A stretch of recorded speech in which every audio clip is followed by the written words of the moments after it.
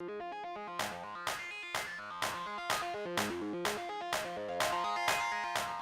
welcome to the 2017 York Region Broadband and Innovation Summit, the third annual.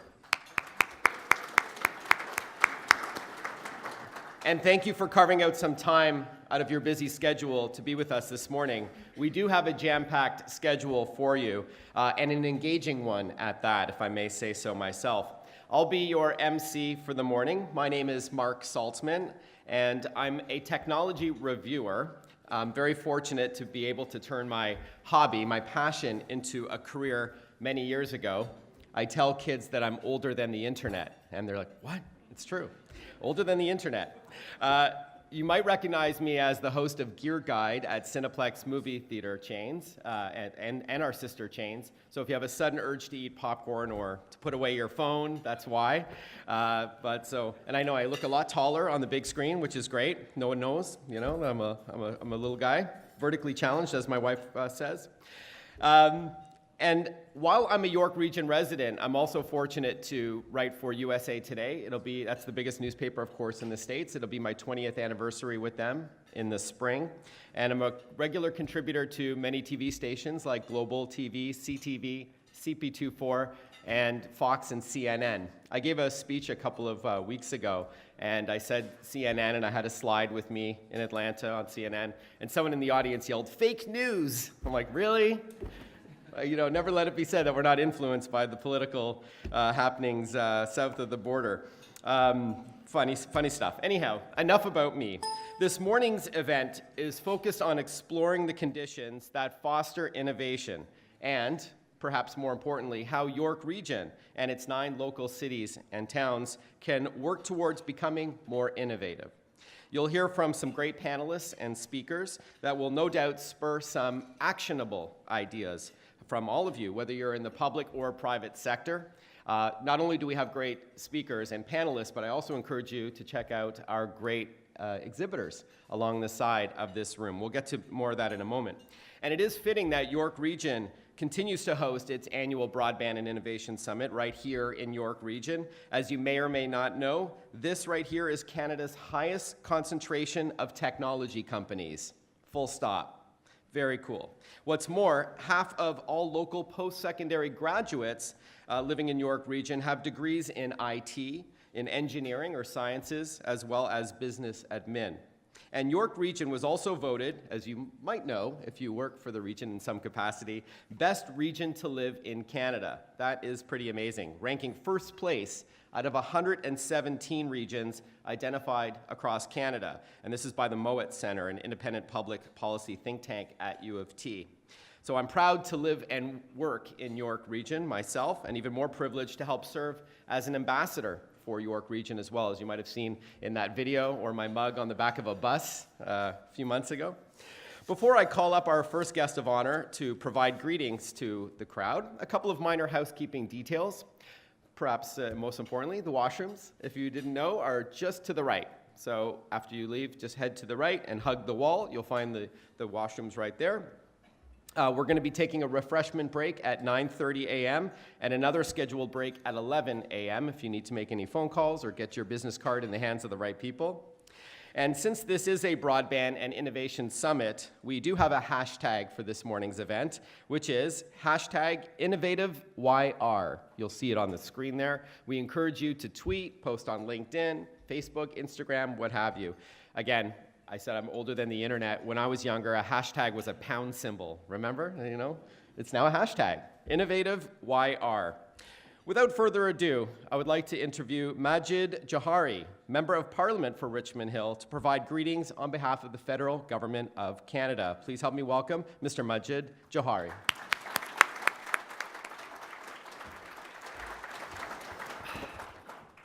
Thank you, Mark, and good morning, everyone. Good morning, everyone. I can see the coffee is kicking in. Great. Well, first of all, it's great back to be in the riding. I only get a chance to come back to the riding every Friday, and it is always a pleasure to come back to Richmond Hill and also be part of a very active and vibrant community, especially the innovation and technology. Well, I'm honored to be here with you on the third annual York Region Broadband and Innovation Summit. Let me start by extending greeting to all the elected officials and the dignitaries and the speakers and the organizer, as well as all the volunteers who've been working very hard to make sure the third annual is going to be another successful event. Please give them a round of applause.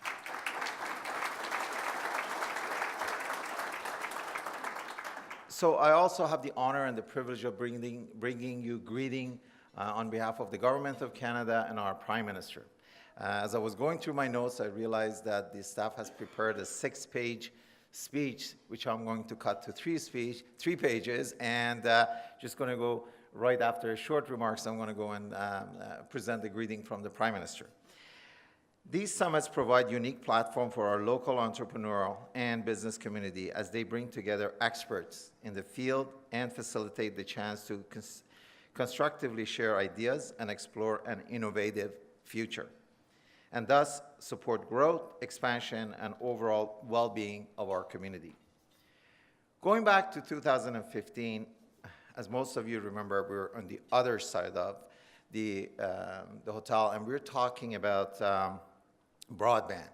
At that time, the government had initially indicated that innovation is going to be the platform, and broadband and digital economy is going to be the cornerstone of that one. In 2016, we focused on, or this forum focused on the intelligent community. And it's so fitting that this year we are focusing on innovation.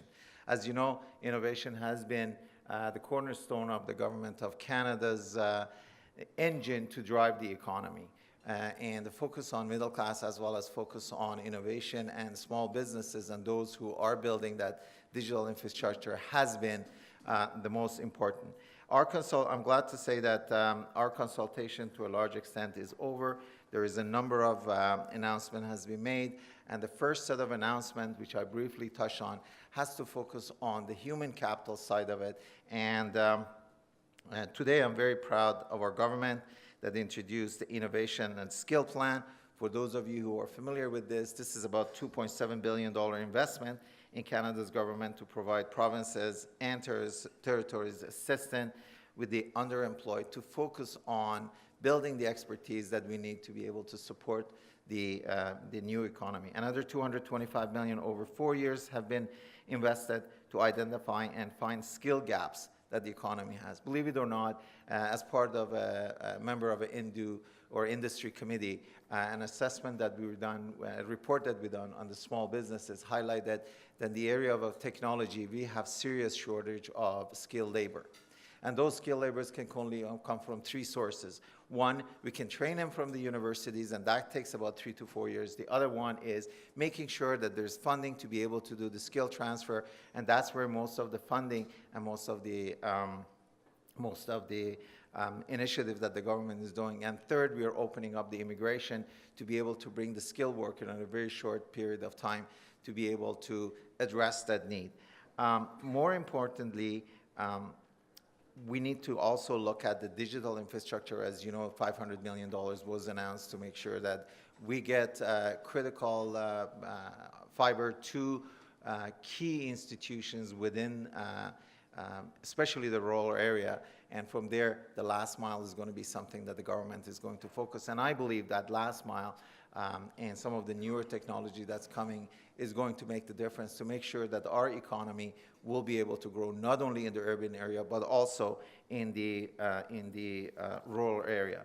So I'm going to skip to the last page. And on that note, I'd like to present the Prime Minister's greeting to Mayor Van Bynen, if he can join me here. And Mayor, good to see you again. So the Prime Minister greeting reads, Third Annual York Region Broadband and Innovation Summit. It is with great pleasure that I welcome you to the third annual York Region Broadband and Innovation Summit. From the very beginning, Canadians have been an innovative people. In a country with the size and diversity like ours, we have always had to work together to do things a little bit different. It is our innovative spirit that has driven our success over the past 150 years. and is the same spirit that will remain the foundation of our future prosperity. This commitment to innovation is evident in the York region, across industries and government. The next generation of leaders are collaborating together to keep the region at the forefront of our rapidly transforming world, supporting economic growth and ensuring the good middle-class jobs are accessible to all. As you gather for this forum, I encourage you to take this opportunity to remember that innovation is never achieved alone. To progress, we need to keep an open conversation going that relies on diversity of views and experiences that drive our creativity. It's only through collaboration that we will be able to improve the lives of people in York region and across Canada. Thank you to the organizer and contributors to this important event, and to all of you for attending. Prime Minister of Canada, Right Honourable Justin Trudeau. Thank you.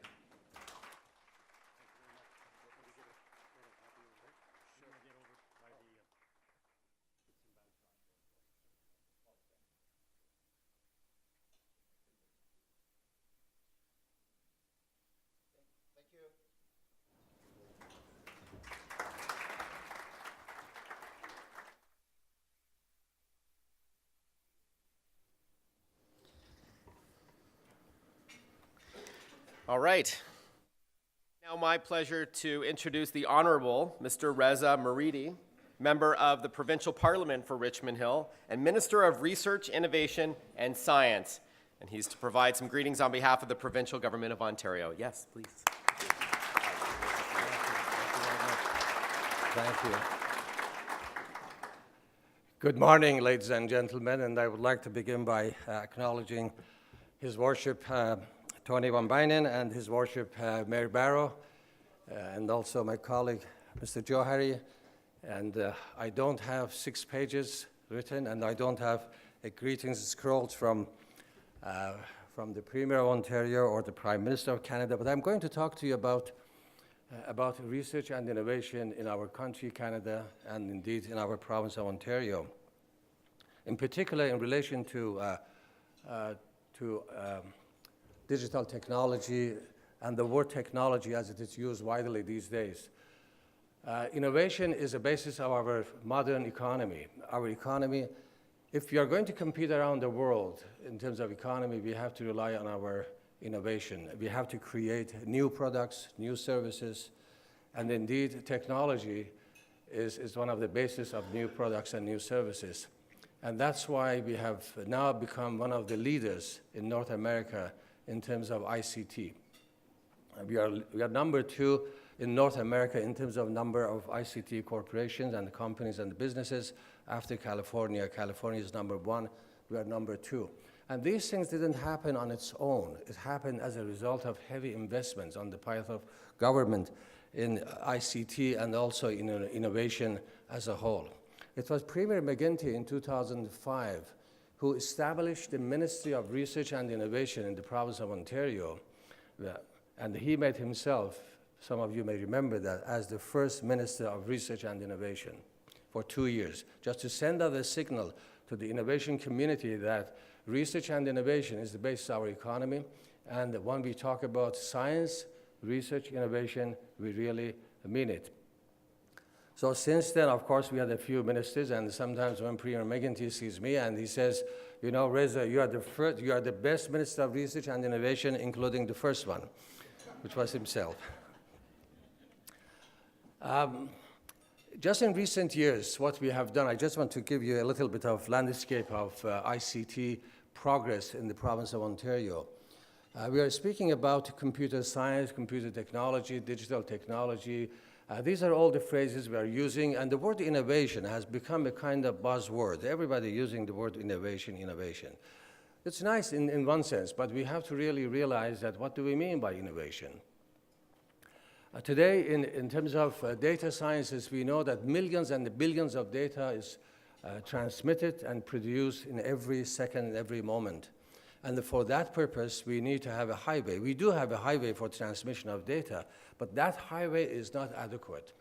That highway is very crowded. So that's why we are now in the process of building a new highway, 5G network. Our government is investing $130 million into 2 projects. One is called Encore with the Quebec government, and the other one called Sengen with the province. We are investing $130 million just to set up that very basic fundamental for 5G networks, so that the capacity of the data transmission is going to be 1,000 times more than what it is today. Not twice, 3 times, but 1,000 times as today. The other area in terms of technology we're working is establishment of the Vector Institute for Artificial Intelligence in the city of Toronto, with $50 million investments, and of course $40 million from the feds. And when we started this, we thought that the businesses, the industry is going to come up with about $30 million to help us build and create this institute in Toronto. But the industry came out actually with $90 million. So the Vector Institute for Artificial Intelligence is going to be a close to $200 million institute. Last February, I was in Silicon Valley and had a long conversation with the CEO and directors of Samsung America Research. And I mentioned to them, I said, well, you should come and establish your own operation in Ontario. The reasons are quite obvious. One of the reasons is that we have the talents in Ontario. I said 1/3 of your engineers here, they are all from Ontario, Canada. The other one is that doing business in Ontario is much, much cheaper. Actually, if you spend $100 in research and innovation in Ontario, you get $40 to $60 back from the government as a tax credit for your research and innovation. And the cost of staffing in Ontario is much less. So to give you a good news that a delegation came actually a few days ago to see me at my ministry office, and they said they are actually setting up their operation at Mars in Toronto, and they are going to employ 30 engineers and scientists. So people are coming to Ontario. And the recent news, I'm sure you have heard about Amazon. Amazon, when they thought that to build their second headquarters, that they call it HQ2, one of the jurisdictions they looked after is Ontario. And recently we gave them a proposal. Let's just cross our fingers that that proposal will be accepted. And if accepted, it is going to attract 50,000 jobs to the City of Toronto. And indeed, one of the elements of our proposal, which makes our proposal more attractive, is the existence of talent in our province of Ontario. And we promised to them that we are going to increase our talents by 25%. Every year, Ontario graduates 40,000 scientists, engineers, mathematicians, and we are going to increase this 40,000 to 50,000, irrespective of Amazon comes to Ontario or not, because the demand on our scientists, engineers is much, much higher, so we need to produce more scientists and engineers in order to make sure that our industry, in particular, our ICT sector, has access to the talents. So many good things, ladies and gentlemen, happening in the province of Ontario, and we have created the continuum, the ecosystem of research and innovation, from the best researchers in our universities and academic institutions and academic hospitals to our innovation hubs. We have 18 innovation hubs in Ontario. They all fall under my ministry. One of them is, of course, in York Region, Venture Lab, and the Mars is very prominent one, and the Communitech in Waterloo is another one, Invest Ottawa in Ottawa, and almost in every part of the province of Ontario, we have created those innovation centers so that innovators and inventors, they have access to mentorship, they have access to assistance, how to take their ideas from their thinking, their mind, or from the lab to the marketplace, as they say. On the other side, we have created venture capital funds. Before 2007, there wasn't any venture capital fund by the government of Ontario. Now we have created a number of venture capital funds, including Ontario Venture Capital Fund and a number of those venture capital funds. And now we are in the process of creating a clean tech venture capital fund with $55 million investments. So we have created the whole journey, the whole spectrum, the whole ecosystem of innovation and the research, which basically, it is a journey, in fact. We were just talking at our table about research and innovation, and I said, you know, research and innovation is a journey. It starts with dreaming and imagination, and ends, of course, with sale of services and products.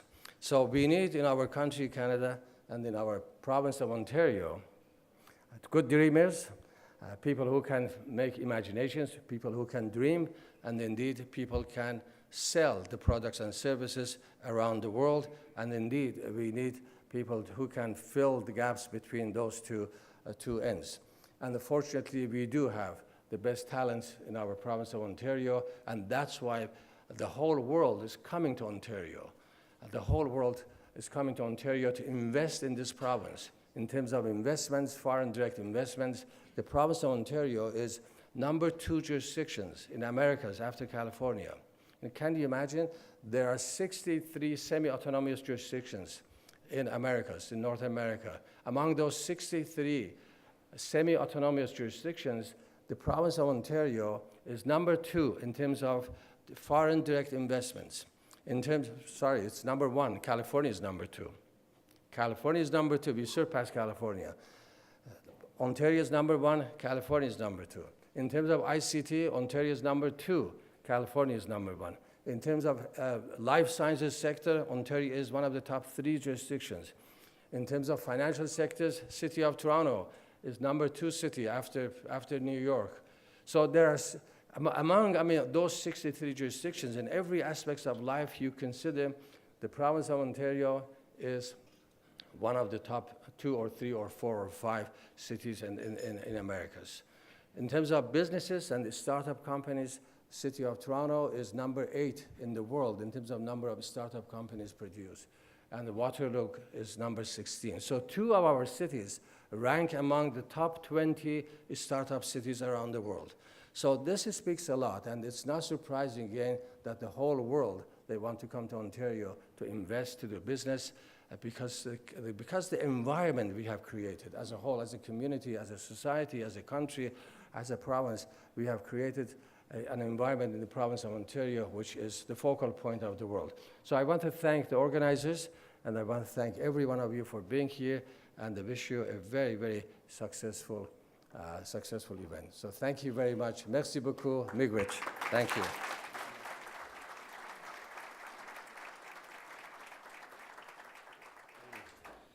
Wow, what a fitting, comprehensive snapshot of where we're at in innovation in this province at a macro level. Amazing.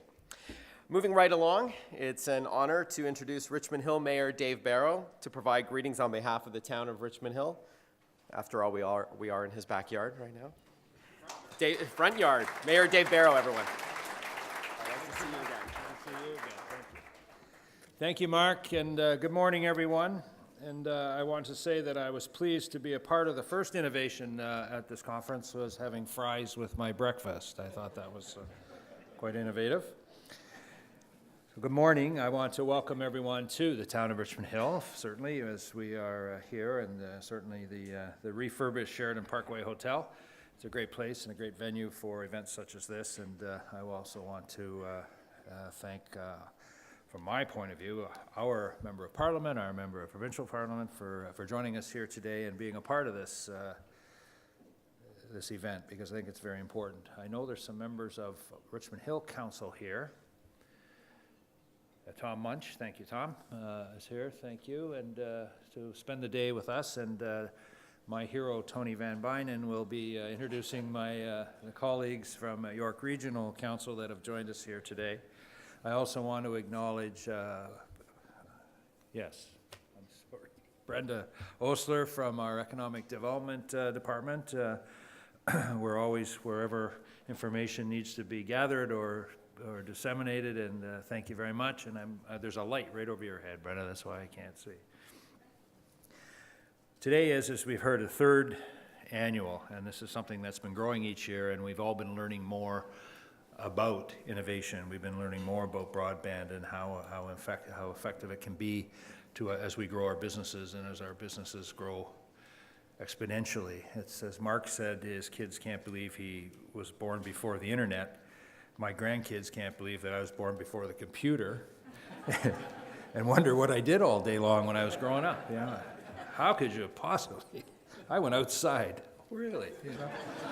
However, so, but it's interesting to note that in a generation, a long one, myself and Mr. Lane, actually, we were born before a lot of things, yeah. But to think of, in one generation, how things have changed, and you should all be congratulated for being here today to learn and be a part of the leading edge process that the York region has been working very hard to promote and to share with each other. So thank you. I'm sure you'll have a productive day and enjoy the town of Richmond Hill. Thank you.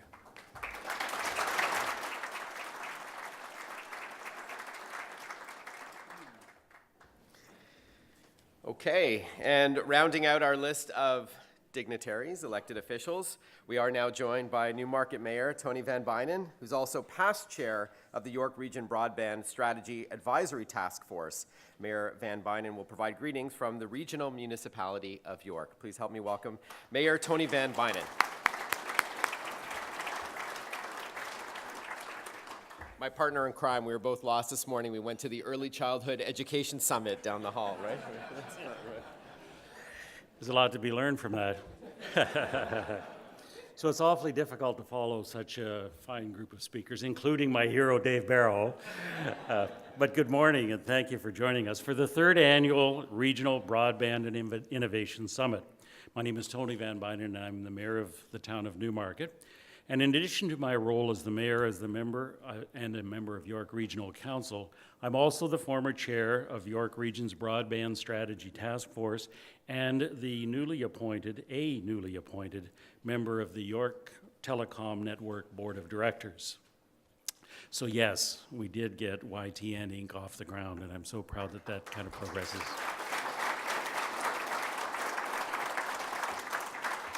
Today, I'm also bringing greetings on behalf of Regional Council and York Regional Chair and CEO Wayne Emerson. Chairman Emerson regrets that he is unable to attend today, and he sends his well wishes for what will no doubt be a successful conference. At this time, I'd also like to thank our MP and our MPP for joining us, and as well as my hero, Dave Barrow. Twice I did it, Dave. But also I'd like to recognize Mayor Steve Pellegrini from King. And also from York Region, we have Surinder Singh. Surinder, are you here? Right there. Okay, good. Thank you. And also, I'd like to welcome members of the Newmarket Council, which is Councillor Tom Vague and Councillor Bob Quappies. Now, improving and expanding broadband is a cause that is close to me and one of the key priorities of the York Regional Council. And in fact, last year, members of York Region Council traveled to Ottawa to seek federal funding to help support our local broadband initiatives. For me, it was great to see firsthand how passionate our council and our community is about improving and expanding broadband connectivity. By continuing to push for improved broadband, we are building a knowledge economy, promoting new investment and business growth, and serving access and lifestyle needs of the residents across York Region. In addition to ensuring access to much needed infrastructure like broadband to remain competitive, we also need to be innovative. Innovation plays a key role in sustaining and accelerating economic growth. And as Steve Jobs once said, innovation distinguishes between a leader and a follower. And prior to that, Albert Einstein said, "The true measure of intelligence is not knowledge, but imagination." And today, York Region is already a leader and a hub for technology. Our regional job numbers continue to grow and outpace provincial and national averages. We have the largest concentration of information communications technology companies in the country, and that attracts the best and the brightest minds. However, we must continue to innovate and encourage new ways of thinking. When we come together at an event like this, we spend time learning about new technology and elevating the conversation about broadband and connectivity. And looking at the agenda, there's an excellent mix of speakers here today from across all fields, including world-class leaders from technology companies, heads of innovation, and accomplished data and engineering experts. I look forward to hearing from each of you and learning more about how we can continue to collaborate. So thank you for taking the time out of your day to share your expertise and experience. And to the participants, I can encourage you to stick around and attend the 12 o'clock session led by York Region's Economic Strategy Director, Doug Lindeblom. He will be sharing some of the exciting broadband initiatives underway across the region. And in closing, it is important to note that events like this do not just happen. So I want to say thank you to the York Region staff and the many volunteers and the Sheridan Parkway for organizing and hosting this event. And with that, let's get started. And let's start moving and trending the hashtag #InnovateYork. And I don't know if many of you know, but I do like to have a selfie. So if everybody would smile and wave, I'll take a selfie and we'll start the hashtag York off right now. Perfect. So on behalf of York Region Council and York Region Chairman and CEO, thank you again for inviting me to attend to today's conference. Please enjoy your day.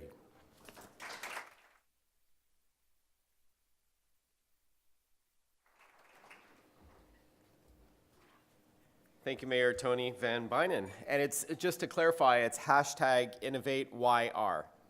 YR. So you can please post it again, just a reminder, on Twitter, Instagram, LinkedIn, or Facebook. You can try it on Tinder. It may not help much. If it does, let us know. Could help you score a date. I'm not sure, but you can try it.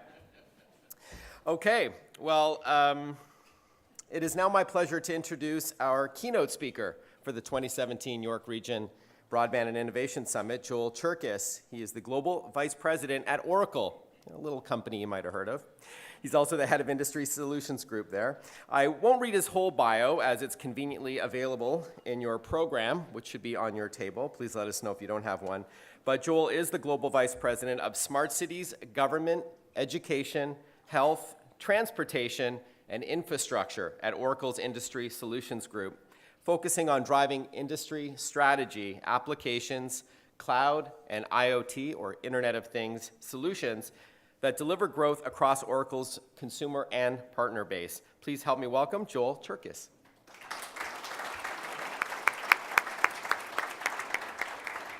Thanks, Mark. All right, well, good morning, everyone. So what I've realized is I'm a walker, and I don't do well standing behind a podium. So hopefully you can still see me. And I'd like to tell people that when I got my start, I was about 6'2". I started in the tech industry right around 1989. It was the mainframe days, and it has slowly whittled me to my 5'7 3/4" stature that I have today. But anyway, I also have to say this is the first time in a business meeting I've heard Tinder referenced. So I'm trying to figure out how I can work that into the smart cities concept. Definitely a networking component. But anyway, good morning. It's a thrill to actually be here and spend time with you. As Mark mentioned, my name is Joel Cherkis, and I work for Oracle, and I look after the key industries in the public sector area for us. So really it means government, education, and health. Smart cities falls into that category. And I've spent probably the past 6 or 7 years looking broadly at the smart city space because it falls into the categories of public sector. It falls into the categories of transportation, there's utilities, there's private sector, especially if private sector components are part of the public sector enablement, a privately owned airport, privately owned roadways, and how they interact in that particular space. So my goal today really is, actually, my real goal is to not kill you with slides. In fact, have people heard the acronym PILOC? Has anybody ever heard PILOC? No? So PILOC stands for the PowerPoint-Induced Loss of Consciousness. And my goal is always not to PILOC you. And so I'll use some slides as reference, but I'll talk quite a bit. And if the demo gods are working well, I'll do some demos, just some live stuff, and kind of show you what people are doing. But the real question that I always ask people is, why why now? Why today are we talking about cities? Why do you care about cities, smart cities, those types of things? And so I realize the room is somewhat of a big room, but let me pause. What are some of the reasons that you care about smart cities? Or when I say smart cities, what do you think about? What are some of the keywords? IoT, big data, mobility, AI, automation, innovation, infrastructure. What else? This side of the room's got to talk some too. Environment, okay. Like environmental types of things, okay. Climate. Healthcare, ooh, healthcare. All right, good one. What else? Education, there we go, education. Open government, all right, excellent. So we'll see how well we did as a group when we talk through some of the topics. I have some slides that talk very specifically about some of these. But my goal is, in talking about smart cities or intelligent cities, because it's not good enough to just be smart. We have to be able to harness the energy that cities are trying to accomplish. And one of the joys of my world is I get to travel and I meet organizations like yours. I meet very frequently with city officials. And I get to ask the questions, what is it ultimately you're trying to do? How do you think you'll be able to accomplish those? And how do you know when you're done? Or how do you know that you're being successful in doing this? And what I found is there are 1,000 other organizations around the world that are doing the exact same thing that we're doing right here today, probably doing the same thing today in other locations. I'm actually based, if you noticed when I said organization, I am based in the US. So I live in the Seattle area, which until I started flying back and forth between Seattle and Toronto, I always thought that Canada were our neighbors to the north, and then I realized that Toronto and Ottawa are actually south of Seattle. So it was nice to come south for a few days and spend some time with you. I should also state that I am 25% Canadian. So my grandfather was born in Halifax and grew up there. And I say that because at some point in the near future, I might be heading north based on the political climate within the US. Those aren't my politics, those are just the politics. So please welcome me with open arms. You know, it's funny, I say that to the Border Patrol whenever I go to Vancouver. I go to Whistler a fair amount. And I say that to Border Control, and they're like, I don't care who you are. Show me your passport. And how many guns do you have in the car? And I'm like, do I look like I have guns in the car? They go, you're from the US, you have guns. We know you have guns. I don't understand why, but everybody thinks we all have lots and lots of guns. I have neighbors with lots of guns. Anyway, so we're going to talk about intelligent cities. Now, here are a couple things to keep in mind. When we talk about the intelligent city space and why people are thinking, we start looking at trends. We look at what's happening around the world. And on the left-hand side, I've got some things that are trendy, meaning they're not Oracle. And don't look at me as representing Oracle's point of view. I'm trying to represent the point of view of technology providers in this space. And technology providers, for some of you, might mean a traditional on-premise system that you install to do email or your payroll system, or maybe a cloud-based system, or maybe a combination, or maybe a mobile-based application. And I want to talk through all of those because all of those are part of the challenge that we run into when we talk about intelligent cities and that smart city space. In fact, the number one bullet up here, modernization and system sustainability, become the issues that are number one, front and center, in talking with governmental organizations, public sector, and then the integration with private sector. It's that ability to offer a modern environment as appropriate for the users that need it. Now, for those of you that are in the public sector, who does that typically represent? Well, it represents the citizens, the people that you serve. It represents the workers within the city, so the people that are actually employees of the city or need to contract with the city. And then it typically will involve the private sector, the engagement components, so the partners, the businesses, the NGOs, the workforce development programs, the education environments. And having a modern environment to be able to connect those together becomes extremely critical. But we all know to become modern, there typically has to be some sort of an upgrade or a purchase of a new technology or a new capability. Actually, I was watching the news this morning. So Apple is now shipping their new iPhone 10, I believe is the term. I was calling it iPhone X. My 10-year-old was like, Dad, it's iPhone 10.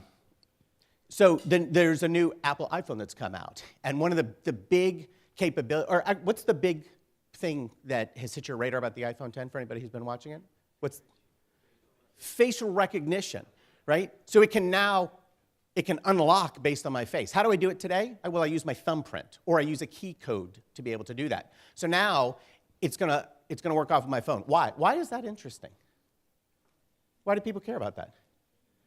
Convenience, right? So it's easier for me, so I don't have to put my thumb on the phone anymore. More secure than a thumbprint, 1,000,000 to 1 accuracy. So I didn't realize it, but my thumbprint may be able to be spoofed, right? In fact, if you watch some of the spy movies, what do? You take a wax coating of my finger when I'm drugged after going out to dinner, and then they take the wax and they put a little heating element so that it knows that it's alive, and they didn't cut my thumb off and but there's security capabilities, and so security around facial recognition is far greater than some of the existing capabilities. What I love is Apple in this case is just continuing to innovate. They're focused on the security aspect. They want more better secure access, which means that they have to continue to modernize the environment. Now, I deal in the gamut of technology capabilities. So for me, technology can be the cool modern stuff that people use. The typical one is when a citizen's walking down the street or driving, and they have an encounter with a pothole or some issue in the street, and they want to report it to the city. So the number one thing that I see in cities around the world is they say, well, we have a new app that we can use to report what's happening. And they pull out the phone, not while they're driving, of course. And in fact, in the state of Washington, where I live, they've just instituted a distracted driving law, where if the police not only see you with the phone in your hand, but if you're using the phone in the car to do anything other than a single touch swipe or directions, so I can be using Waze when I'm in the car, I can watch it, and I can use single touch swipe. But if I'm texting, even at a traffic light, it's a $250 fine for the first offense. So they're changing the way we're interacting with the devices as well, and so while Apple is modernizing the device, people are using the devices more. They're doing what people want it to do, but it's causing other issues that are out there, right? So modernization, we have to be very mindful and careful in how that's working. Now, the other thing is there's all the non-exciting stuff that needs to be part of that modernization story. So these are the planning and budgeting system, the logistics system, the payroll system, all of the stuff that actually has to work in order for cities to be able to operate. So there has to be an entire set of back office capabilities that either are modernized or can be integrated in a modern way to make it cost effective from a sustainability perspective. And when I say sustainability, I don't necessarily mean just the climate control and carbon emission management, those types of things, but sustainability as far as budgetary processes go. Because many of the cities that are implementing these new mobile-based applications or other types of capabilities, they're implementing these systems at a cost. There's a new system, it's online, you have to have a staff that's supporting that, you have to have people that are collecting the input on the back end, you're doing analytics on it to find out how many people are making requests, you're probably having a different type of dialogue with people. And so let me ask this, has anybody ever used a mobile-based app to make a report to the government for a pothole, a tree branch, a dangerous intersection? Yeah, couple of people, all right. Usually I see more hands than that. So, it's becoming more and more prevalent that people want to be able to engage with government, but more importantly, they want a response from the government, other than thank you for telling us that there's a pothole in the street. What I really care about if there's a pothole in the street is I want to know when it's going to be fixed. Because I may change my driving behavior or pattern because of that, especially if it's a pothole that I've hit and it's damaged a wheel on my car. So when I make a request, I want somebody to say, hey, you know what, Joel, thanks, we heard that loud and clear. It's gone to our maintenance system, and either we'll respond back to you once we have a date, or better yet, I want the maintenance system to be smart enough to go, oh, you know what, there's going to be a work crew that's going to be out there next Thursday doing clearing the drains.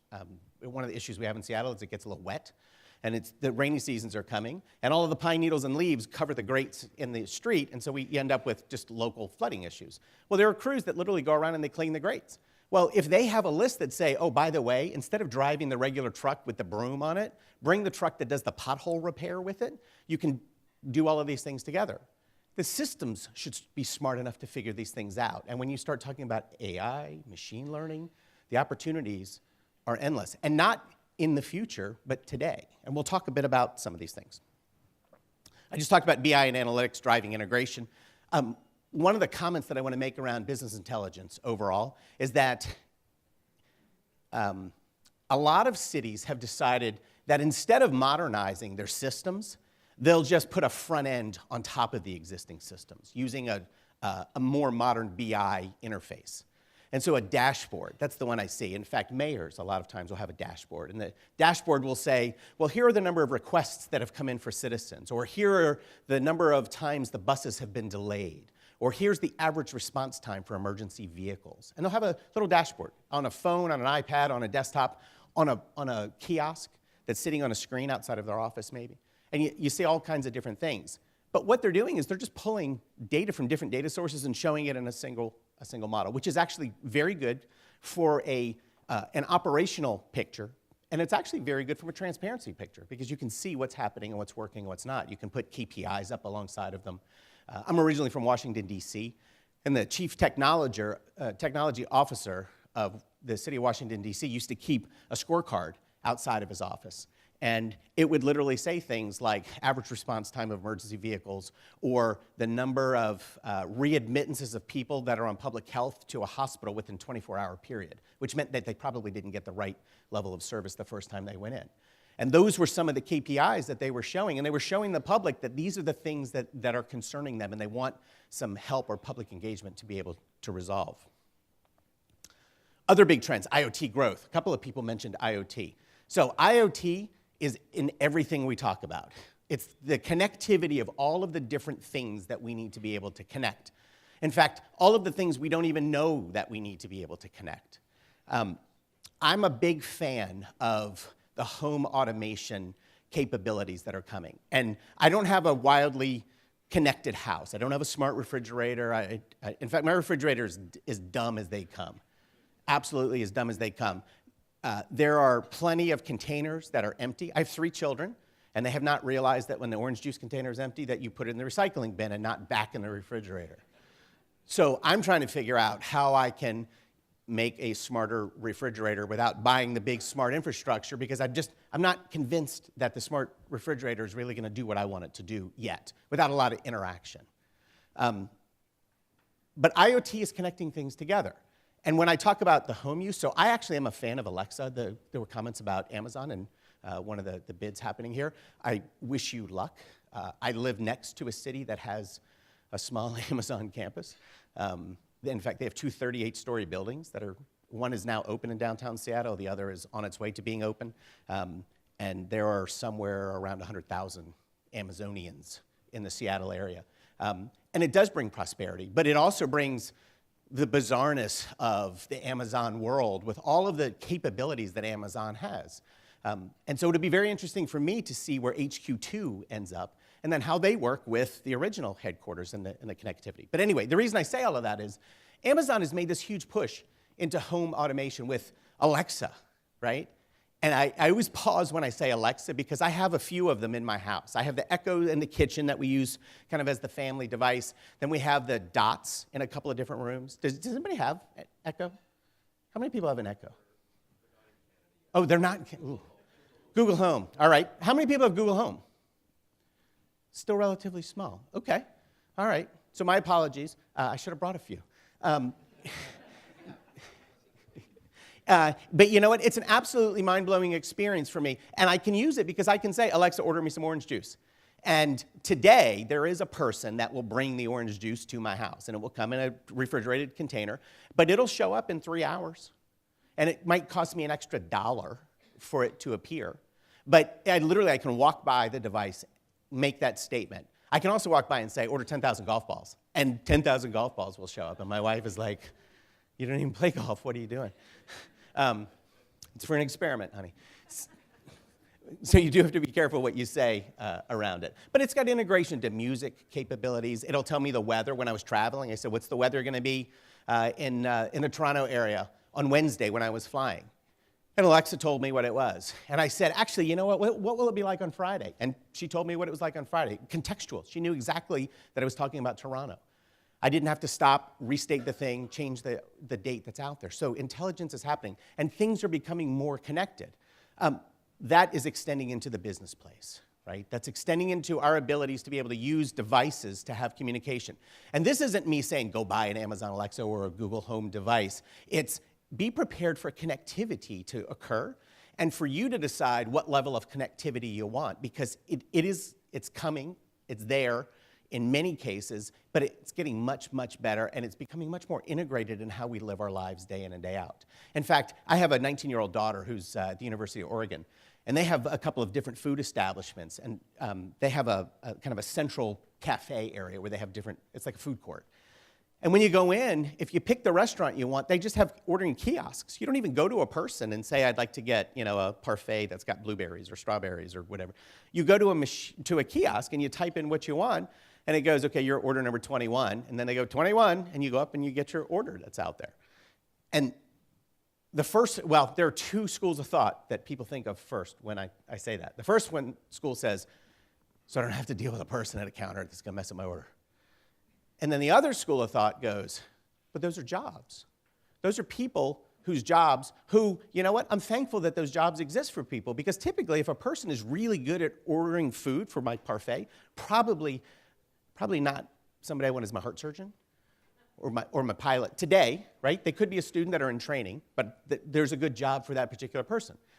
But the reality is there are opportunities now to engage the people that are in those jobs to do other types of things. And I know that sounds very a very cliche statement, but if you look in some of in public sector, we're beginning to see IoT connectivity on public transportation, things like buses, where they're putting sensors on a bus that can now detect when a carbon emission is changing, when the fuel or when the output is changing, to know that the emission is too rich or too lean, and therefore the bus needs some sort of a tune-up. And by telling somebody that before the bus has a failure or continues to pollute in excess, before somebody catches the fact that there's pollutant issues that are occurring out there, the sensors can go and figure that out. Now, the mechanics are still the ones that are doing the work to do the fixing that are out there, and in many cases, the people that normally would have gone and done the first end test, right? They might put the wand that goes in the emission system, or they might connect the motor to a specific type of a computing device that can tell them what the emissions are happening.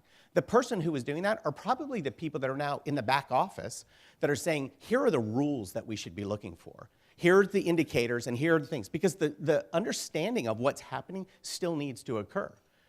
Now, granted, some of those are beginning to move into a machine learning environment where the machines are starting to understand all of that input and then come back with the question of, hey, I'm seeing this fuel mixture, is that good or bad? And over time, the machine will be able to say, this is good or bad. But there will still need to be some human intervention from the decision process. And what we're finding is that there really are more jobs that are higher paying jobs or better level jobs because of the IoT space than there were in many cases before. Now, it'll continue to evolve, and we're all watching very closely to see what happens. I didn't even tell you this. My tech background, when I said it started in '89, I was a mainframer. Right? So I got my start I wrote COBOL. I worked for an oil company. And when I talk about back office boring systems, I wrote the software for a big oil company that merged with Exxon. It rhymes with global. And what the software I wrote did, just be prepared for how exciting this is. It controlled the angle of a valve in a pipeline. Wow. People are like, I want to talk to you afterward. I want you to sign my credit card. The reason I say that, though, is it's actually incredibly important, the angle of the valve in an oil pipeline, because that controls the speed at which oil moves through pipelines from refineries to the terminals before they can then bring it to the gas station. And you know what happens if oil's flowing very quickly through a pipeline and you just shut it for whatever reason? They explode, right? Exploding oil pipelines, bad, right? We all know that. So part of my job was literally to build a system that would check the speed and the pressure and all of these different things and then decide how to slow down the process. And there are about 36 of these valves that move back and forth typically within a 900-foot section of pipeline. And so there's lots of valves that are running inside of these things. Well, not super sexy and cool in what is required behind the scenes, but incredibly important. In today's world, those pipelines are all sensored up. just like the water systems in many cities nowadays that are looking for leaks, just like many electrical grids that are looking for either a short in the electric grid or pilferage, because people steal electricity. And if people steal electricity and the city or the government is actually collecting tax revenue based on the electricity, do you get to collect the tax revenue? No, because nobody paid for it. Do you still have to deliver electricity to the people who didn't get it because somebody else stole it? So your costs are actually higher in doing that. So when you start doing things like IoT, it's not necessarily saying, well, we're just taking jobs away. It's actually, we have the potential to reduce maintenance costs in the water case because we found the leaks and we know where they are and we know what it's costing us. And we've been able to figure out how to get more tax revenue or increase the margin that we need for the city to operate. So lots of complex issues that we're able to pull together. I talked a little bit about AI machine learning. I'll talk more about that. And then we come to urbanization, which is really that intelligent city. So let's circle back to the urbanization topic. So why is this interesting to us? As I mentioned, I get to travel around the world, and I talk to many organizations. And in doing that, we do a lot of research. And this particular bit of data comes from the World Urbanization Study that the UN had done a couple of years ago. The data is actually still the same data. They update it every year. But I didn't have the license rights for the newer one, so I'm using the one that I had the license rights for. And really, all this is saying is, yep, people are still moving into cities. By the year 2050, the expectation is that 3/4 of the people on the planet will live in an urban center. An urban center is defined by the UN as an area that have 100,000 people living in that specific geographic region and are serviced by the government within that region. And there are different studies on, the different sizes above 100,000. There are cities, there are mega cities, there are uber cities.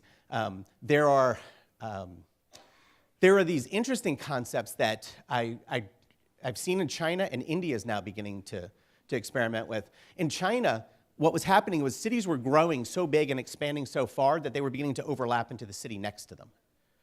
And so what's happened is, and they call them super cities. And what they've begun to do is say, well, we need a transportation network that will actually allow the connectivity between these cities to make high-speed transportation work. We need a tax system so that commerce can actually work between the different cities, so that instead of paying full tax for import-export the way you would do kind of local economic revenue management, you can actually use it for economic development.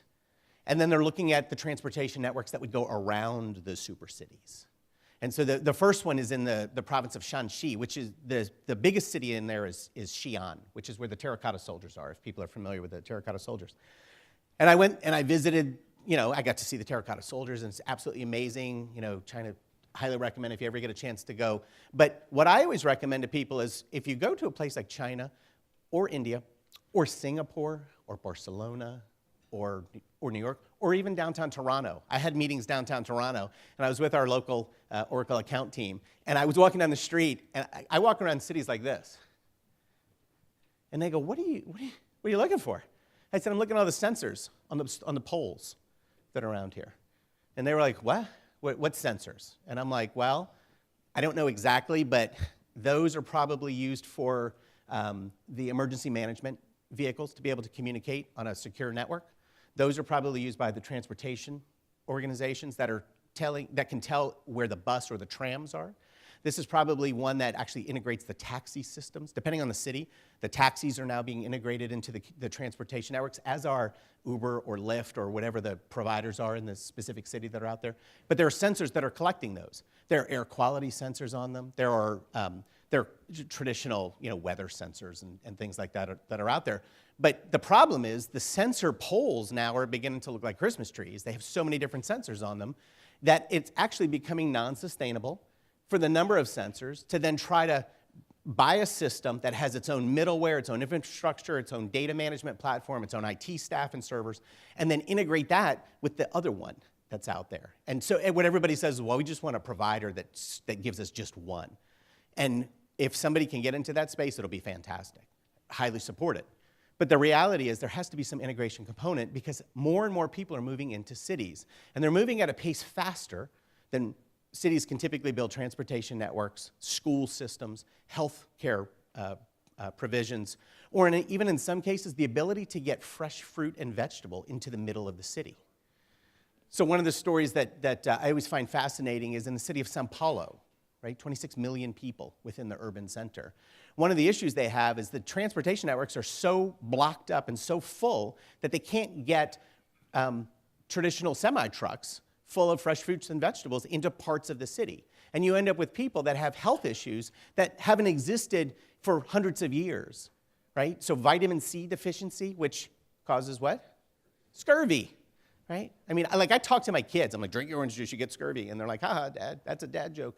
But I got kids, right? Got to tell dad jokes. But the reality is there are health issues that are appearing because the infrastructure can't support the speed and the growth that's occurring around the world. I mentioned India earlier, so I spent a fair amount of time in India because the Prime Minister of India has a 100 Smart City Challenge, where he has organized the financial support of 100 cities, and he's actually done a brilliant move where he said, you know, I want to pick 5 key topics, and I want those topics to be focused on by a group of cities. And I want you all here, each of you get the money that's out there, but you have to, whatever you develop, you have to share with the other cities so we can learn best practices and we can see how they'll work. And and there's a partnership angle, so go spend some money with a partner to figure out what you do. And so there might be Oracle, and I see Cisco over there, IBM is there, and Microsoft, and the different tech providers, and we're all trying to do different things. And we are trying to build some repeatable capabilities that every city, not just in India, but every city could use. But one of the things that I find when I'm talking in India about this is half of the population today live in an urban center. The other half of the population live with some geographic distance between them.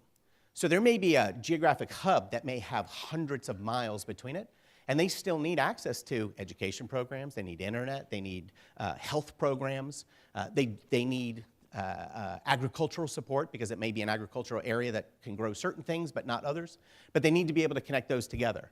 And the problem is just getting worse in what's happening. When we break down the urbanization issues into different parts of the world, a couple of key areas where I tend to look.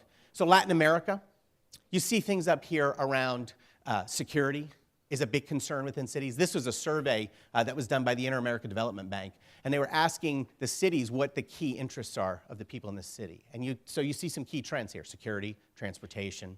Transparency is a big one because of the concern of corruption within government. The government of Colombia had a really interesting program where they, I think it was 2 administrations ago, basically said the public don't trust that we're using their taxpayer dollars appropriately, so we're just going to put all of our procurement records online. And you'll see every transaction, whether we bought airplanes or whether we bought a bus or whether we bought pencils. Every single transaction was online. And immediately, people that were interested in the data started mining the data, and they came back. And, again, there are some things. National security stuff's not probably going to be listed in those types of things. And there's a bucket that says national security equates to X, whatever it happens to be. But the result was that people went, yeah, we feel better because we see what the government's spending their money on. Now, some people may have said, well, you spend too much money on pencils. We don't want you writing that much, right? Type more. I don't know. People will have specific things that they're interested in. But this tend to be the set of issues in Latin America. In Southeast Asia. So in Southeast Asia, now, when I say Southeast Asia, I'm talking about places like Malaysia, Indonesia, the Philippines, Sri Lanka. I'm not typically talking about Singapore or Korea, or depending on how you define if Australia, New Zealand is in your APAC space, because they're much more developed, much more mature, and their economies tend to be far advanced compared to some of the other organizations that are beginning to grow, and they're beginning to incorporate access to globalization. They have new programs for education. They can compete in the global workforce. Like Vietnam, amazing to see Vietnam. They have a very strong labor force, and as the prices of labor go up in China, a lot of manufacturing organizations are actually leaving China. So I used to work for a company, I said I live in the Seattle area. I used to work for a company that made a game console called Xbox. And that company decided that the cost of manufacture in China was too high. And what they did was they shopped around the world to see where labor costs and the projection of labor costs were going to be more economical. And they've moved their manufacturing plants. This is all public stuff, so you can go Google it or Bing it if you want.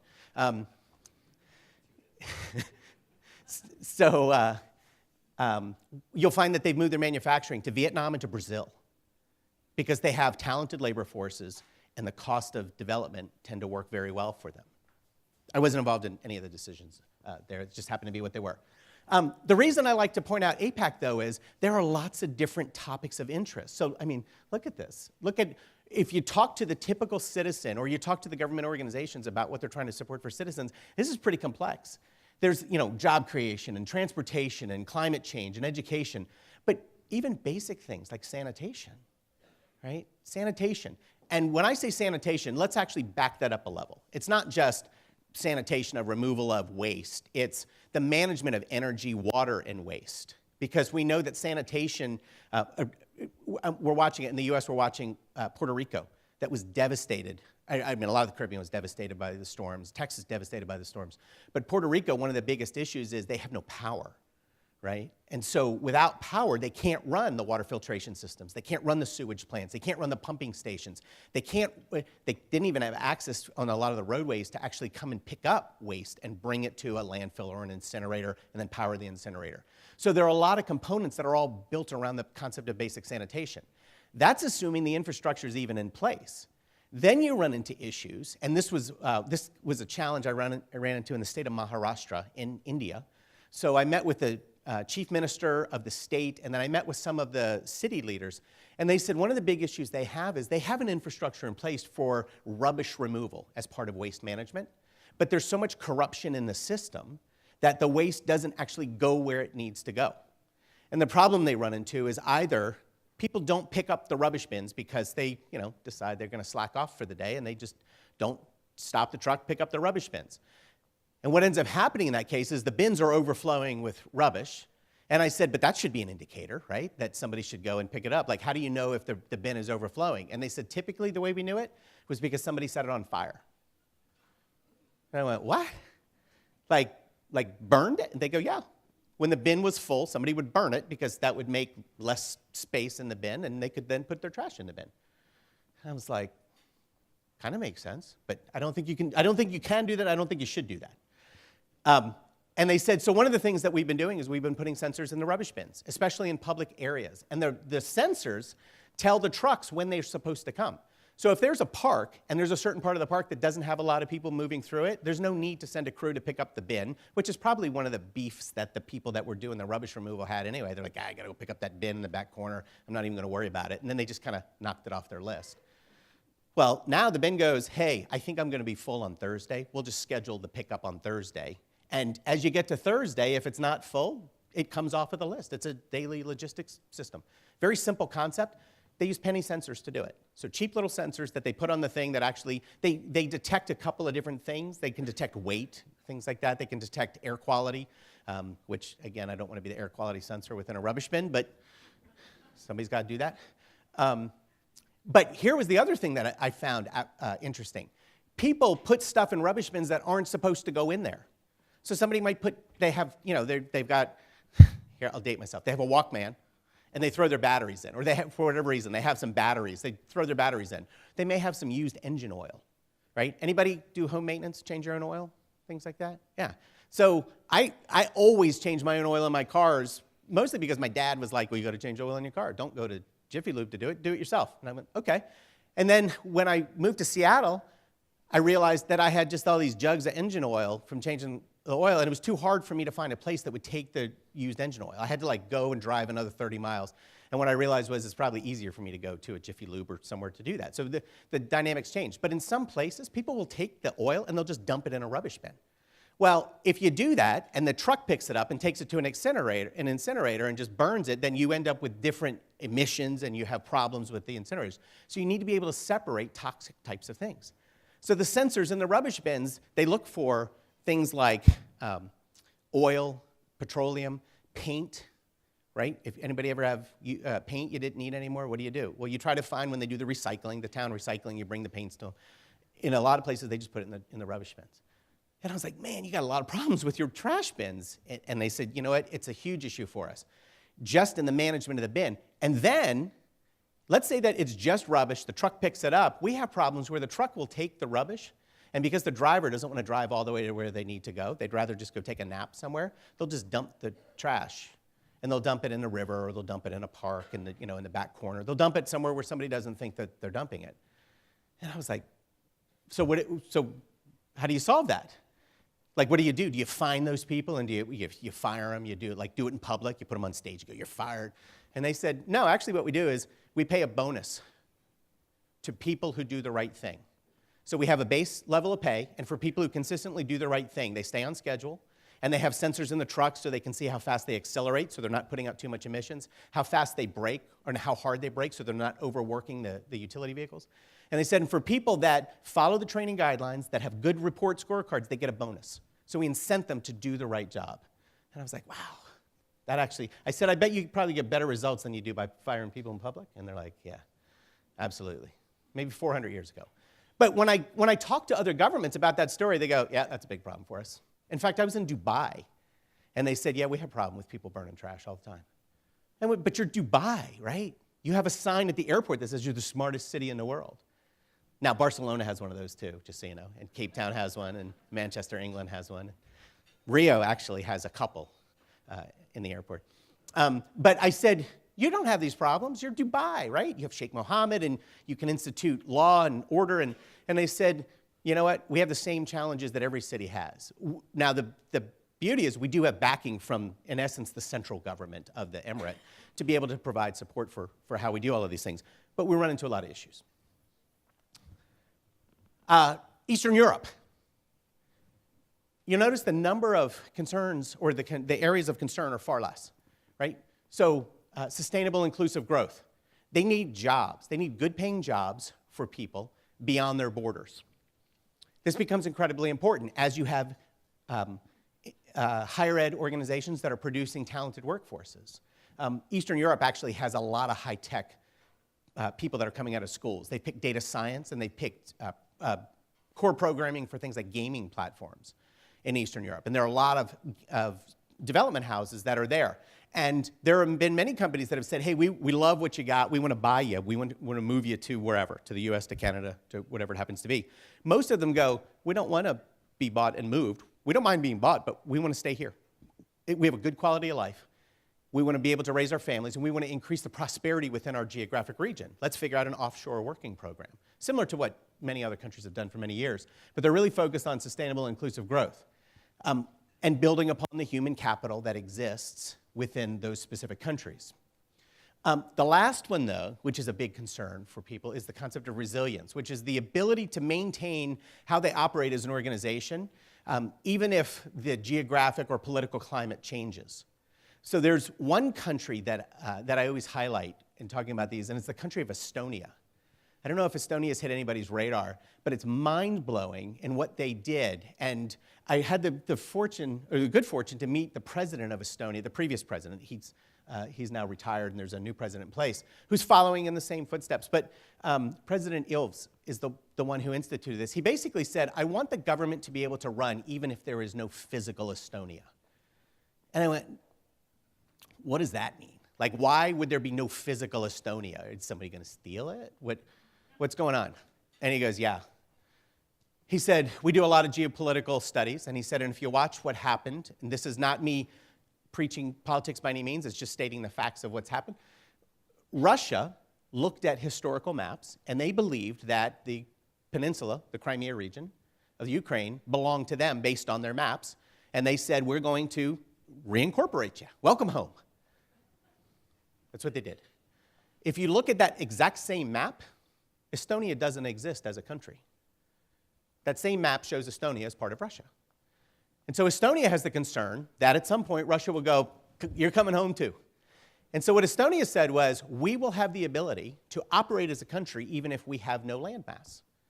We will create a digital country. In fact, the term they use is the digital embassy. So you can still be a citizen of Estonia, you can still open a business, you can still pay your taxes, even if there is no physical capital as it currently stands. Very different set of concerns that they have, but using technology to be able to drive some of that. So resilience becomes big in that particular case. Now, I've talked about other parts of the world. Just so you realize, common theme here is all about people in the city. The city leaders, when they talk about what they're trying to do, they care about, well, typically the number one thing people that manage cities care about. What's the number one thing that people care about? And mayors are not allowed to answer. Number one thing. Getting reelected, which comes from taxes, right? They care about taxes, which, how do they get taxes? How are taxes generated? Right, business, right? So jobs. People care about jobs. Because jobs in a city mean that the city is either, and maybe it's not either, maybe it's and. It's a good place to live, a good place to work, and a good place to play, right? The play part is extremely important because that's tourism. That's money coming in from a tax revenue perspective. And so the city leaders, I mentioned earlier, they care about the people they have to interact with, and they care about the workers within the city and ensuring they have access to the right types of tools, so they want those types of jobs. And they want to be able to partner or interact with the ecosystem around businesses, around the NGOs, around the universities, the workforce development programs, those types of things. Our focus is identical to what the cities are doing, is we're focusing on the people aspects. And so I've talked about other parts of the world. In North America, and so I'm going to, because we're friends, I'm going to say Canada and the US have very similar issues, right, in how we look at cities. This is just an observation of the different cities that I typically speak with. Really, they care about four things. They care about the modernization of the city, so being able to ensure there's a modern set of back-end services. And again, it's all the non-cool stuff, but it's the stuff that you got to have. It's your ERP system and your human capital system and talent management and all the stuff so you can get the right people to actually work in the government, have a good job in the government, and hopefully retire from the government after having worked there for quite some time. They typically want a healthier city. And healthier, there's two angles to health. One is actually being a healthy place to be. So there's air quality sensors to ensure the climate, or to ensure the air is good. You want decent climate capabilities. You want parks and trails. I always forget to mention this when I do the introduction. So I have a volunteer position. I live in the city of Redmond, just outside of Seattle. And I'm a volunteer commissioner. So it's a city council and mayor appointed position that I have. I'm one of 9 council members that provides input in the number of parks and trails that exist within our city, because we use it actually as a way to attract people to where we live. The city next to us, there's always friendly rivalry between the cities. The city next to us has a lot more money. The city of Bellevue has a lot more money because there's a lot of business that happens to be there. The property values were higher. It's also the town that, in essence, is the border of where Bill Gates lives. Bill Gates lives in I don't even know if it's a town. It's a neighborhood of Medina, which is right on the edge of Bellevue. If anybody ever comes to Seattle, look me up. I'll give you the private tour. In fact, I'll take you to the secret coffee place that Bill Gates typically will go each day, and he drops his kids at school and he goes and sits and has coffee. It's just like everybody else. But we focus on the health of the city and ensuring that not just that the parks are clean or we have the right number of parks, but things like tree canopy, right? Do we have the appropriate amount of tree canopy within the city? And initially, when I started doing tree canopy studies, I was like, is this just for shade? I mean, we live in Seattle. We don't need shade typically from October to April. And they said, actually, what the tree canopy is really good for is trees that grow a canopy typically have a nice root system. And the root systems actually absorb a lot of the runoff water that occurs. And they'll absorb toxins from water runoff. And so they have a huge environmental impact. And we have to ensure that we're able to support the trees. And having a tree canopy goal means that as development occurs, economic development's always good, but as you tear trees down, you can't just go, okay, we'll take down these 10 trees and we'll plant 10 trees.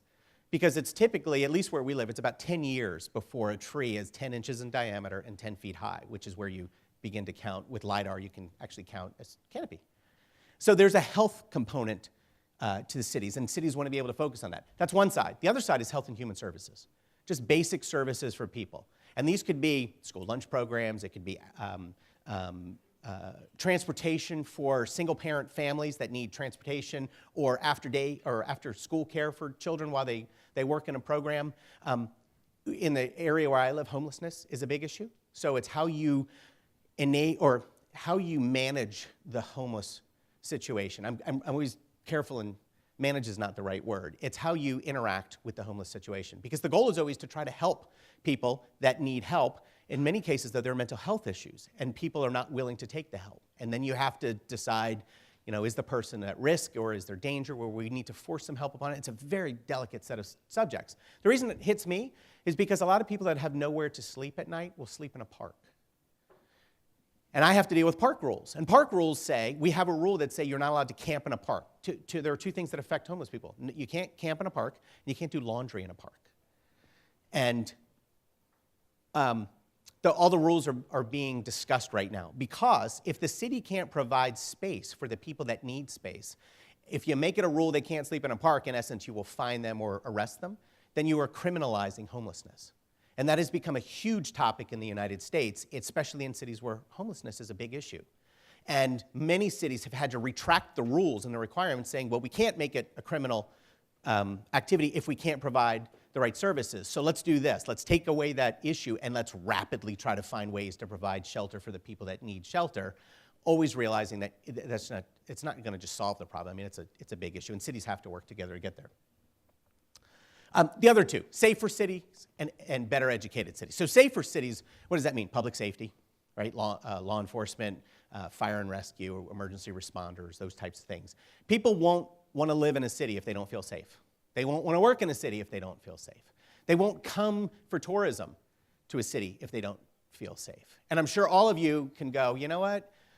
My significant other, my brother, my whatever sister said, let's go on vacation to so-and-so, and I went, I don't particularly want to go there because I don't feel safe. Now, not attacking anybody, but I was in the Middle East, and I was doing work, and I was traveling Israel, Dubai, although you can't go from Israel to Dubai. You have to go to Israel to Turkey, and then Dubai, and then pretend that you didn't go to Israel. And I didn't invent the politics. I just have to work with them.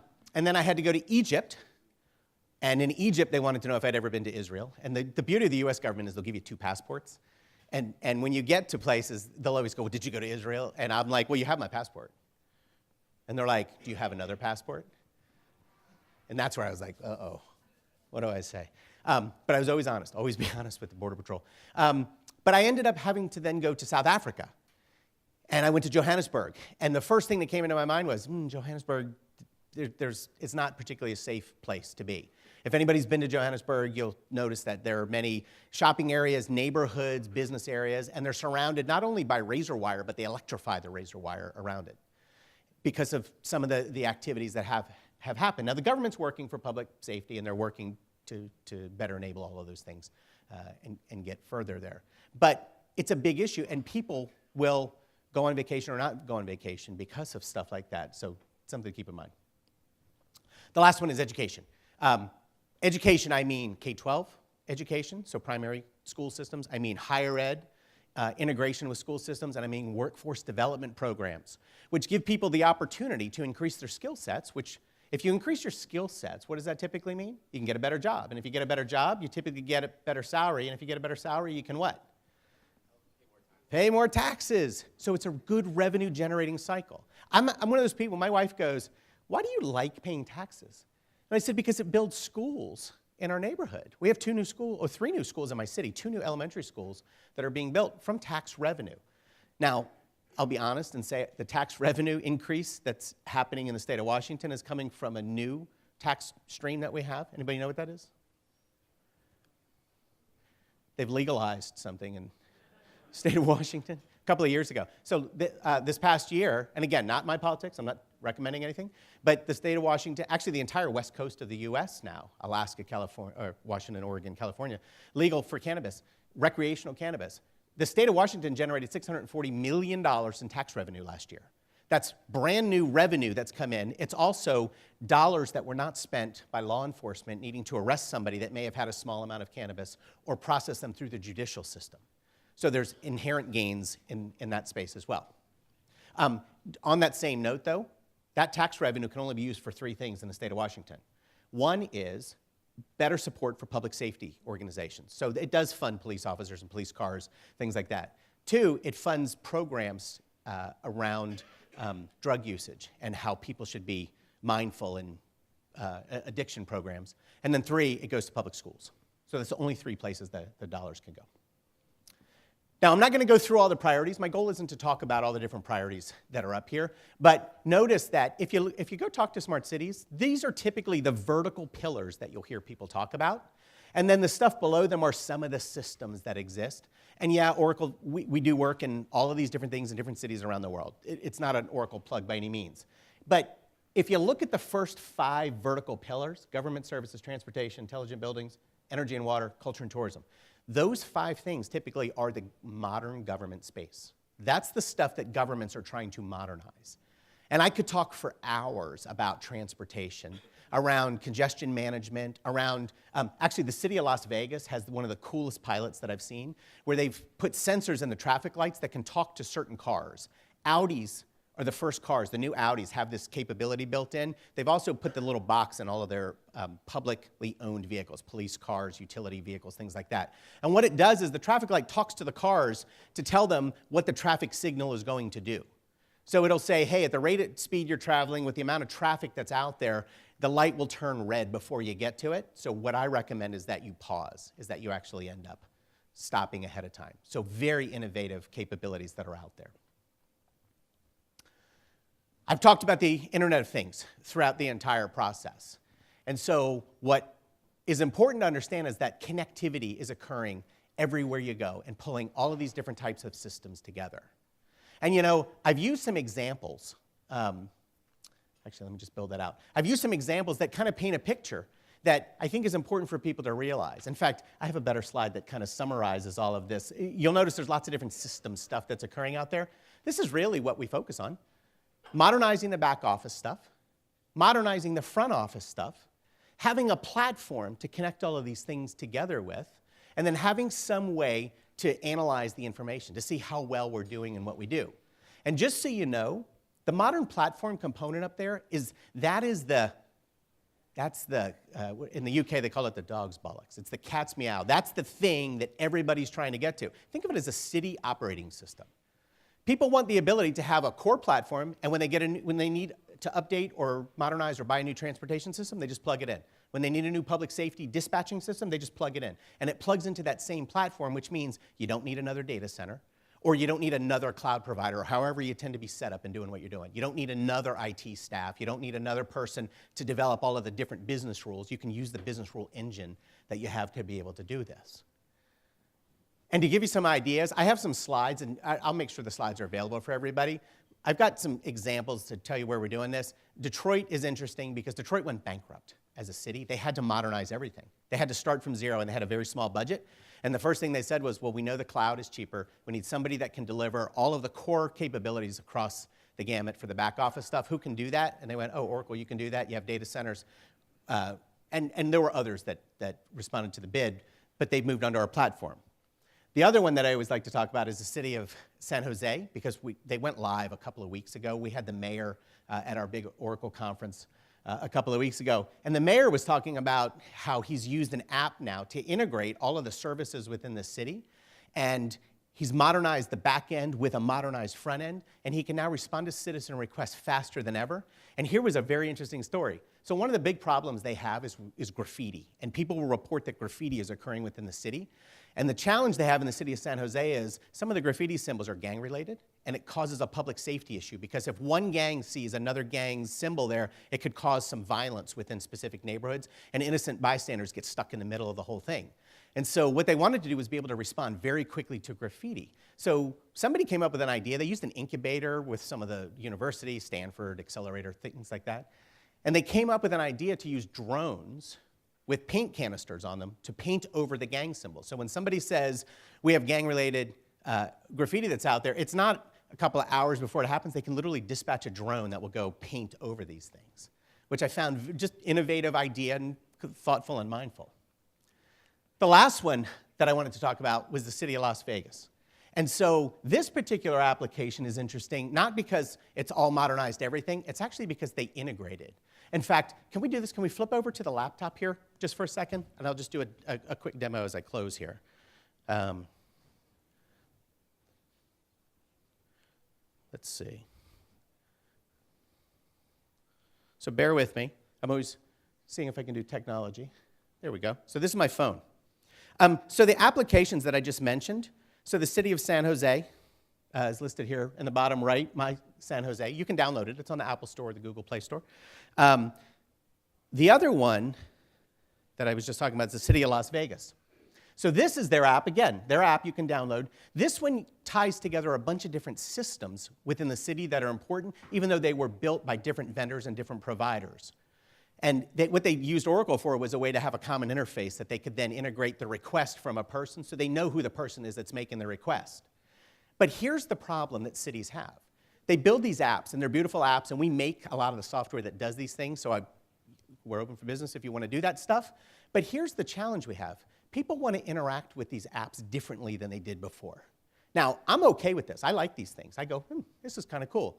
My kids go, Dad, I got to install another app, and I got to learn what buttons are out there. And I said, so how do you interact with people? And they say, well, I just use Snapchat or WhatsApp or Facebook Messenger or some other message management system, or I'll use Alexa.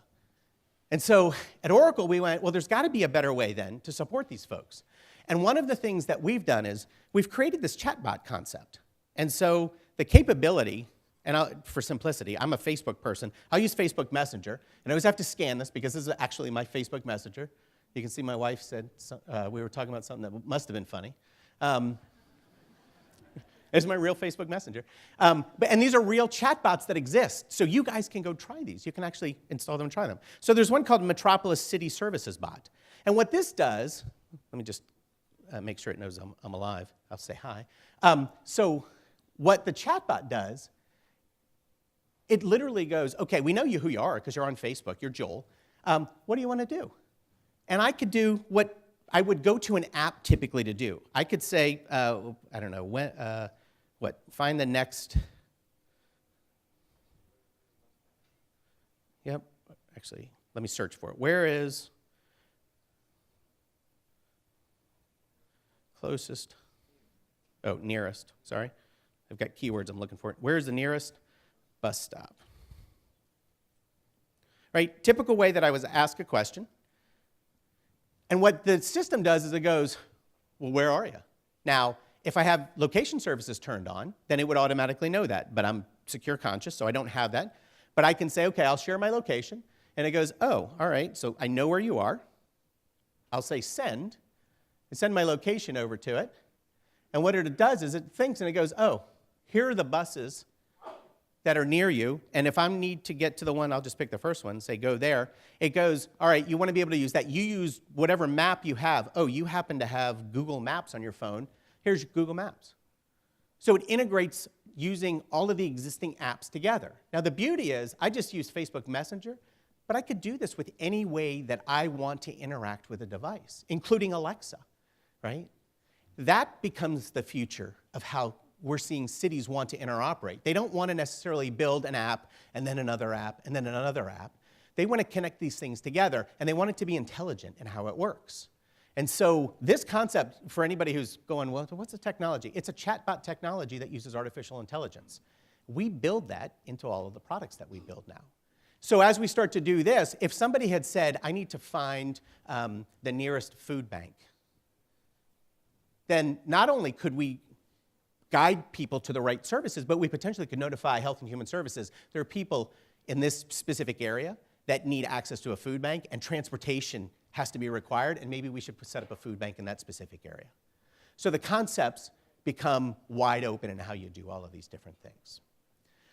The only other thing that I'll mention is, in order for all of this stuff to work, for all the connectivity to happen, the broadband component becomes the most important part to it. So the telco side and the 5G side becomes incredibly important to pull all of those pieces together. And so, and just so people are aware, a lot of organizations don't go, Oracle in telco. Well, we have an entire business unit within the company called our Communications Business Unit. And we provide a lot of the analytical engines behind some of the biggest carriers in the world, so the biggest LTE network in the world, many of those types of capabilities, and we're heavy in the research side of the 5G space and being able to help tie together these things. So as all these sensors are being used to plug all the bits and pieces together, we have to have a way that we can do it in a timely fashion that's going to provide the right reporting results. So with that, I think I've gone over a little bit of time, but I appreciate the opportunity to be here with you today. It's an amazing event. I'm thrilled to see so many people here. And a comment that was made earlier about the vendors that are showing their capabilities, they become the bits and pieces, the glue of how all this stuff works. So I'm definitely going to spend some time during the break checking them out too, and I hope you will too. So thank you.